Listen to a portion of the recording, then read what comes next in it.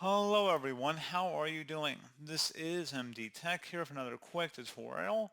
In today's tutorial, I'm going to show you guys how to hopefully resolve if you're coming across an issue with Windows updates, specifically the Windows Server Update service, and that an error occurred trying to connect to the server. This error can happen for a number of reasons. Check connectivity with the server. Please contact your network administrator if the problem persists. So this should hopefully be a pretty straightforward process here, guys. And without further ado, let's go ahead and jump right into it. So first thing I would suggest doing would be to open up the search menu, type in settings, best match, should come back with settings. Go ahead and open that up. Select system on the left panel. And now on the right side, you want to go locate storage and left click on that. Give us a moment here.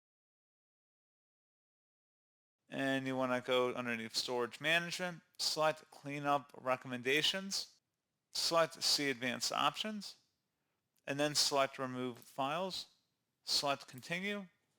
And once that's done, close out of here, open up the search menu, type in Windows features. Best result should come back with turn Windows features on or off. Go ahead and open that up. Locate the service that says Internet Information Services and go ahead and turn that off. Select yes or just uncheck the box and then check mark it again or fill it in and then select OK and give that a moment. And once that's done, close out of here and restart your computer.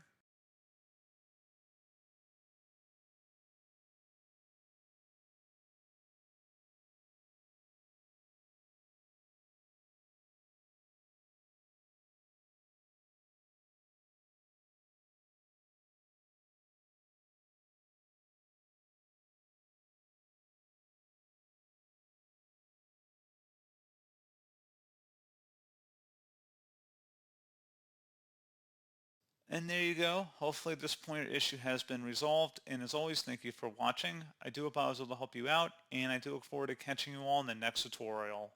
Goodbye.